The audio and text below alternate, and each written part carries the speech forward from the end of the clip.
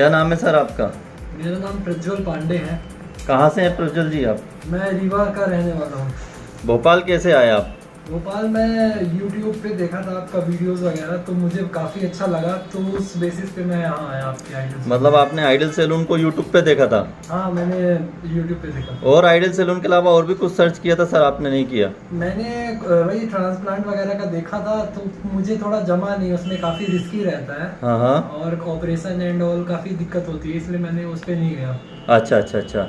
तो आपने ये जो नॉन सर्जिकल हेयर रिप्लेसमेंट कराया है, हाँ। इसको कराकर कैसा फील कर रहे हैं? मुझे मतलब अंदर से बहुत अच्छा लग रहा है, कॉन्फिडेंस आ गया है, और मतलब अब कहीं भी निकलूंगा तो बिना कैप के निकलूंगा, और काफ़ी अच्छा लग रहा है।